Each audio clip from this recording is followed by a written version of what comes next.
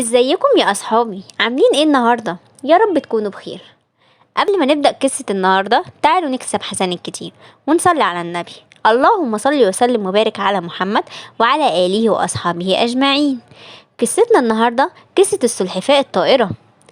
كان يا مكان كان في بطتين وسلحفاة عايشين سوا في بحيرة صغيرة، ولما جفت البحيرة من المية قررت البطتين انهم هيسيبوا المكان وهيبحثوا عن مكان تاني يكون فيه مية، وراحوا للسلحفاة عشان يقولوا لها ان هما ماشيين.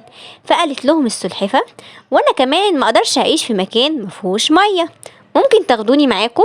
فردت البطتين على السلحفاة: بس احنا بنطير وانتي بتزحفي، ازاي هتيجي معانا؟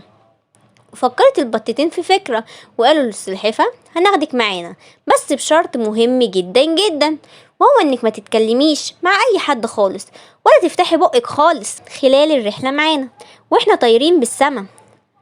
واستغربت السلحفاة في البداية ولكنها وافقت وقالت للسلحفاة: طب ازاي هاجي معاكو؟ فجابت واحدة من البطتين عود من الخشب وقالت للسلحفاة: عدي عود الخشب ده من المنتصف واحنا هنحملك من الطرفين بالمنقار وهنطير، وبكده انتي هتيجي معانا. وافقت السلحفاة على فكرة بطتين وطارت معاهم، بس لما شافوها باقي الحيوانات بدأوا يستهزئوا بيها وهم بيقولوا: آخر نكتة دي ولا ايه؟ سلحفاة طايرة في الهوا. ونسيت السلحفاة المسكينة كلام البطتين، فتحت فمها عشان ترد على الحيوانات وهي بتقول: أيوة وفيها ايه يعني؟ ونسيت المسكينة انها فتحت بقها ووقعت على الأرض واتعورت وما قدرتش تتحرك من مكانها لأنها نسيت كلام البطتين أصدقائها واتكلمت. بعد كده نزلوا البطتين وعالجوها، ومن هنا تأسفت السلحفاة وقالت ليهم: انا مش هخلف وعدي ابدا مع اي حد ولا انا ارد على اي حد طالما هيعرض حياتي للخطر.